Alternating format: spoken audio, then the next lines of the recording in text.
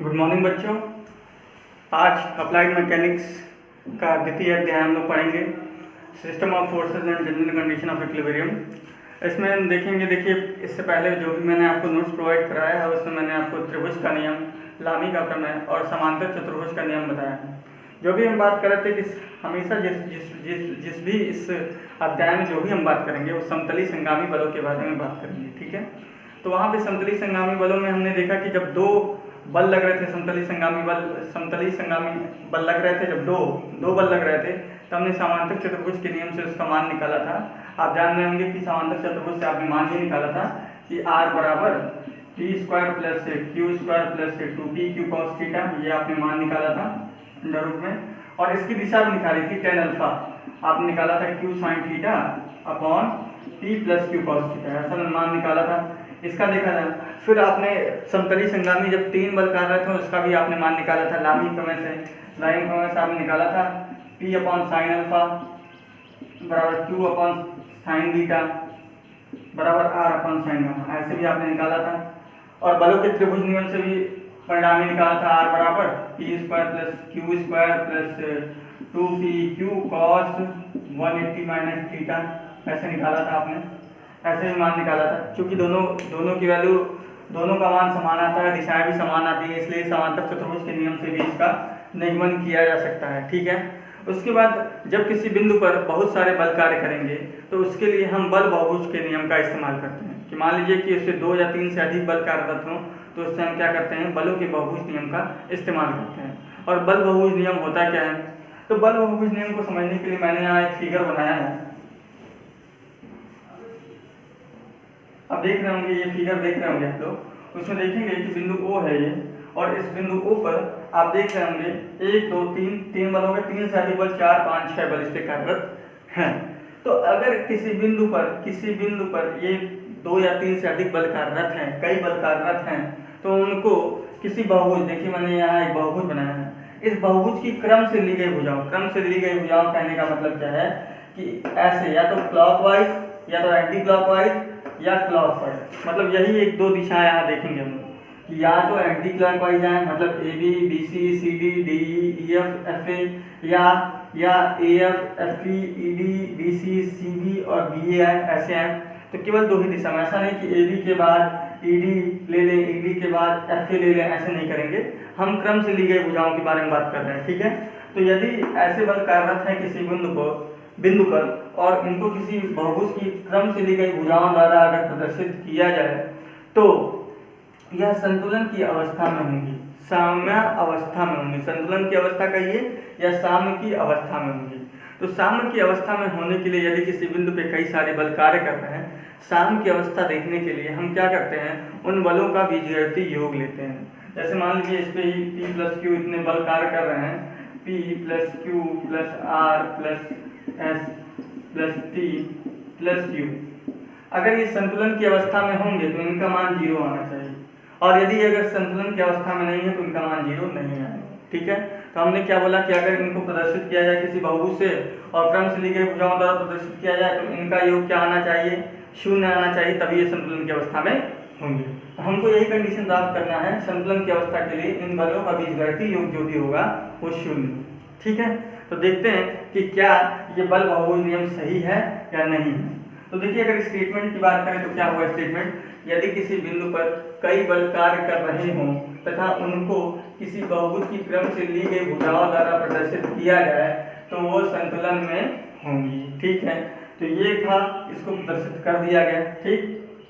अब देखिए हमको सिद्ध क्या करना है, P plus Q plus R plus S plus T plus Q equal to 0, या कि इसकी भुजाओं द्वारा अगर देखें तो A B plus B C plus C D plus D E plus E F plus F A equal to 0 आएगा तो हम मान लेंगे कि ये सही है। तो कैसे सिद्ध करेंगे, तो देखिए हमारे पास त्रिभुज, देखिए आपके पास त्रिभुज ए बी सी, त्रिभुज ए सी डी, त्रिभुज ए डी ई, त्रिभुज ए ई एफ। तो देखिए हमने देखा त्रिभुज ए बी सी, त्रिभुज ए सी डी, त्रिभुज ए डी तथा त्रिभुज ए ई एफ में हम क्या करेंगे, सदिशों का बीजगणितीय योग लगाएंगे, सदिश योग, वेक्टर एडिशन का इस्तेमाल करेंगे, सदिश योग।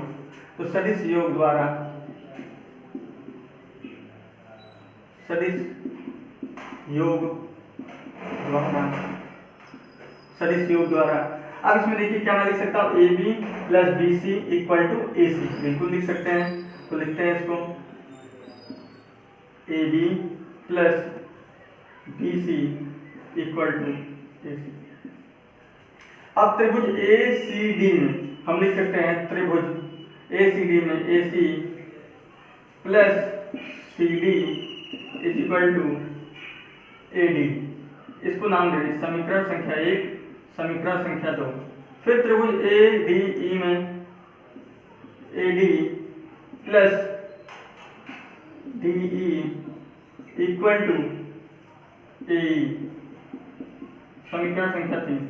अब त्रिभुज ए ई एफ में, त्रिभुज ए ई एफ में क्या होगा, A plus E F equal to A F, समीकरण संख्या 6। अब हम क्या करेंगे, इन सभी समीकरणों को आपस में जोड़ देंगे।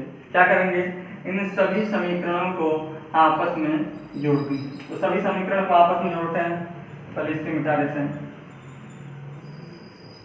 सभी समीकरणों को आपस में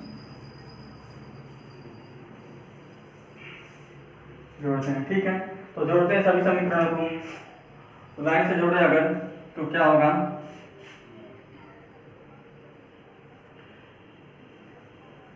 ए B plus B C plus A C plus C D plus A D plus D E plus A plus E F बराबर, एक साइड के सबको जोड़ दिए। अब इस साइड को जोड़ते हैं, A C plus A D plus A plus A.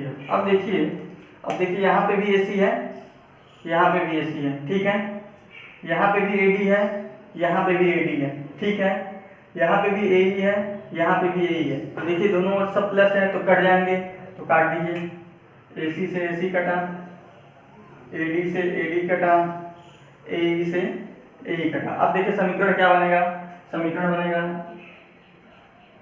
A B plus B C plus C D plus D E plus E F equal to A F. तो देखिए हम जानते हैं कि यदि कोई, ये हो गया, इसे मिटा देते हैं, मिटा देते हैं। अब देखिए ये हो गया, ये बराबर ए एफ। अब जानते हैं अगर कोई सदिश है ए बी, तो हम इस सदिश ए बी को हम लिख सकते हैं माइनस ऑफ बी ए। इस सदिश ए बी को हम लिख सकते हैं माइनस ऑफ बी ए। तो सेम हम यही इसका इस्तेमाल करेंगे, ए एफ है तो हम लिखें अगर इसको